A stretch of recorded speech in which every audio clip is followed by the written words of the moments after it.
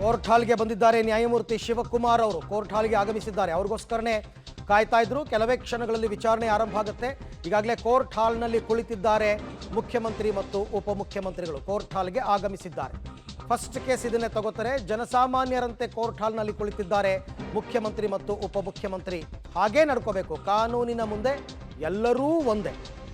ಅದು ಹೊರಗೆ ಬಂದ ಮೇಲೆ ಮುಖ್ಯಮಂತ್ರಿ ಉಪಮುಖ್ಯಮಂತ್ರಿ ಎಲ್ಲ ಬರುತ್ತೆ.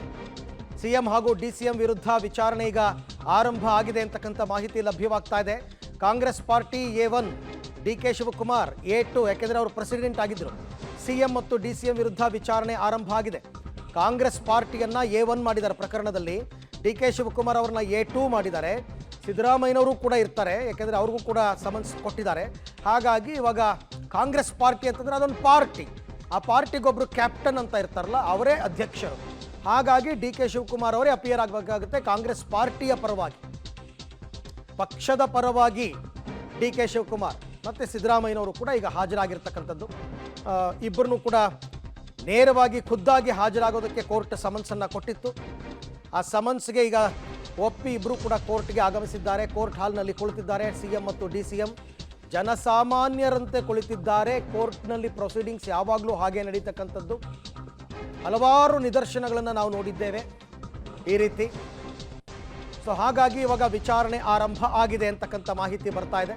ಎಸ್, ಸಿಎಂ ಡಿಸಿಎಂಗೆ ಬೇಲ್. ನಾನು ಆಗಲೇ ಹೇಳಿದೆ, ಫಿಸಿಕಲ್ ಅಪಿಯರೆನ್ಸ್ ಅಷ್ಟೇ ಮುಖ್ಯ ಆಗುತ್ತೆ. ಮುಖವನ್ನು ನೋಡ್ತಾರೆ, ಬೇಲ್ ಕೊಡ್ತಾರೆ. ಮುಖವನ್ನು ನೋಡ್ತಾರೆ, ಬೇಲ್ ಕೊಡ್ತಾರೆ. ಇಷ್ಟೇ ಕೇಸ್ ಮುಗೀತು. ಈಗ ಅವ್ರು ಬಂದ್ಬಿಡ್ತಾರೆ ಅಲ್ಲಿಂದ. ಅಂದರೆ ಈಗ ಯಾರ್ಯಾರು ಶೂರಿಟಿಯನ್ನು ಕೊಡಬೇಕಾಗತ್ತೆ, ಆ ಶೂರಿಟಿದೆಲ್ಲ ಪ್ರೊಸೀಡಿಂಗ್ಸ್ ಎಲ್ಲ ಇರುತ್ತೆ. ಅದಕ್ಕೊಂದು ಸೈನ್ ಮಾಡಬೇಕಾಗತ್ತೆ ಮುಖ್ಯಮಂತ್ರಿಗಳು ಮತ್ತು ಎಸ್ ನೋಡಿ, ಇಬ್ಬರಿಗೂ ಜಾಮೀನು ಮಂಜೂರಾಗಿದೆ ಅಂತಕ್ಕಂಥ ಮಾಹಿತಿ ಬರ್ತಾ ಇದೆ. ಮುಖ್ಯಮಂತ್ರಿ ಮತ್ತು ಉಪಮುಖ್ಯಮಂತ್ರಿ ಎಲ್ಲ ಕೂಡ ಇವೆಲ್ಲ ಬೇಲಬಲ್ ಕೇಸಸ್, ಬೇಲಬಲ್ ಅಫೆನ್ಸಸ್ ಇವೆಲ್ಲವೂ ಕೂಡ.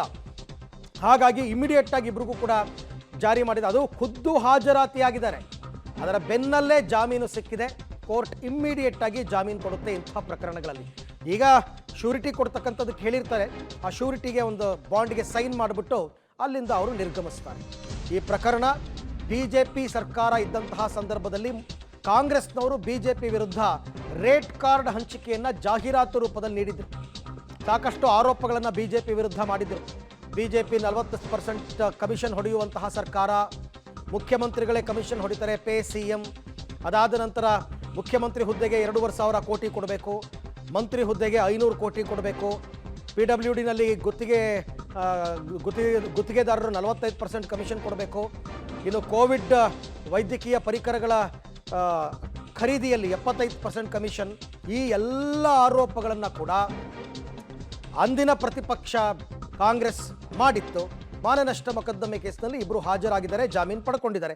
ಈ ಬಗ್ಗೆ ಮತ್ತಷ್ಟು ಮಾಹಿತಿ ನನ್ನ ಕೊಲೀಗ್ ರವೀಶ್ ಅವರಿಂದ ಪಡೆಯೋಣ. ರವೀಶ್, ಆಗ ಪ್ರತಿಪಕ್ಷವಾಗಿದ್ದ ಕಾಂಗ್ರೆಸ್ನವರು ಚುನಾವಣೆ ಸಮಯ ಆಗಿದ್ದರಿಂದ ಸರ್ಕಾರದ ವಿರುದ್ಧ ಸಾಕಷ್ಟು ಆರೋಪಗಳು ಮಾಡಿದ್ರು. ಹಾಗಾಗಿ ಇವತ್ತೊಂದು ದಿನ ಮಾನನಷ್ಟ ಮೊಕದ್ದಮೆ ಕೇಸ್ ಎದುರಿಸಬೇಕಾಗಿ ಬಂತ ಅಂತ?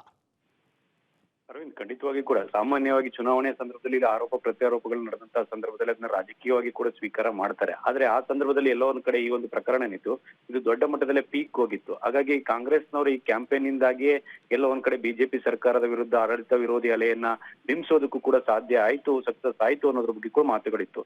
ಹಾಗಾಗಿ ಇದನ್ನ ಎಲ್ಲೋ ಒಂದ್ ಕಡೆ BJPಯ ಅವತ್ತಿನ ಪ್ರಧಾನ ಕಾರ್ಯದರ್ಶಿಗಳಾದ ಕೇಶವ್ ಪ್ರಸಾದ್ ರವರು ಆ ಒಂದು ವಿಶೇಷ ನ್ಯಾಯಾಲಯಕ್ಕೆ ಒಂದು ದೂರನ್ನು ಕೂಡ ಕೊಟ್ಟಿದ್ರು. ಅಂದ್ರೆ ಮಾನನಷ್ಟ ಮೊಕದ್ದಮೆಯನ್ನ 499 ಮತ್ತು 500 IPC ಸೆಕ್ಷನ್ ಪ್ರಕಾರ ಹೂಡಿದ್ರು. ಹಾಗಾಗಿ ಅದರ ಮೇಲೆ ಈಗ ವಿಚಾರಣೆ ನಡೀತಾ ಇರ್ತಕ್ಕಂಥದ್ದು. ಅಂದ್ರೆ ರಾಜಕೀಯವಾಗಿ ಎರಡೂ ಪಕ್ಷಗಳು ಕೂಡ ನಡ್ಕೊಂಡು ಹೋಗಿದ್ರೆ ಇದು ಯಾವ ರೀತಿ ಕೇಸ್ ಆಗ್ತಾ ಇರ್ಲಿಲ್ಲ. ಆದ್ರೆ ಆ ಸಂದರ್ಭದಲ್ಲಿ 2,500 ಕೋಟಿ CM ಹುದ್ದೆಗೆ, ಮಂತ್ರಿಗಳ ಹುದ್ದೆಗೆ 500 ಕೋಟಿ, ಈ ರೀತಿಯಾಗಿ ಒಂದು ರೀತಿಯಲ್ಲಿ ಒಂದು ಜಾಹೀರಾತನ್ನು ಕೂಡ ಕೊಟ್ಟಿದ್ರು ಮತ್ತು ವಾಗ್ದಾಳಿಯನ್ನು ಕೂಡ ನಡೆಸಿದ್ರು. ಅದಷ್ಟೇ ಅಲ್ಲ, 40% ಕಮಿಷನ್ ಆರೋಪ ಆಗಿರ್ಬೋದು, ಮತ್ತೆ ಒಂದು 30% ಉಪಕರಣಗಳ ಡೀಲಿಂಗ್ ಆರೋಪ ಆಗಿರ್ಬೋದು, ಮತ್ತೆ 75% ಗುತ್ತಿಗೆದಾರ ಟೆಂಡರ್ಗಳಲ್ಲಿ ಆ ಒಂದು ಕೋವಿಡ್ ಕಿಟ್ ಪೂರೈಕೆಗಳಲ್ಲಿ ಆರೋಪ ಆಗಿರ್ಬೋದು, ಎಲ್ಲವನ್ನು ಕೂಡ ಒಟ್ಟೊಟ್ಟಿಗೆ ಮಾಡಿದ್ರು. ಹಾಗಾಗಿ ಎಲ್ಲೋ ಒಂದ್ ಕಡೆ ಆ ಸಂದರ್ಭದಲ್ಲಿ BJP ಇದನ್ನ ಪ್ರತಿರೋಧವಾಗಿ ಎದುರಿಸೋದಕ್ಕೂ ಕೂಡ ಒಂದ್ ರೀತಿಯಲ್ಲಿ ತಡಬಡಾಯಿಸ್ಬಿಟ್ಟು, ಹಾಗಾಗಿ ಕೇಶವ್ ಪ್ರಸಾದ್ ಹಾಕಿರ್ತಕ್ಕಂಥ ಇದಕ್ಕೆ ಈ ಒಂದು ಕೋರ್ಟ್ಗೆ ಹಾಕಿರ್ತಕ್ಕಂಥದ್ದು. ಈಗ ಜಾಮೀನು ಇಬ್ಬರಿಗೂ ಕೂಡ ಸಿಕ್ಕಿದೆ. ಆದ್ರೆ ರಾಹುಲ್ ಗಾಂಧಿ ಅವರು ಹಾಜರಾಗದೆ ಇರೋದಕ್ಕೆ ಅಡ್ವೊಕೇಟ್ ಜನರಲ್ ಈಗಾಗಲೇ ವಿನಾಯಿತಿ ಕೋರಿ ಕೋರ್ಟ್ಗೂ ಕೂಡ ಅಪ್ಲಿಕೇಶನ್ ಕೂಡ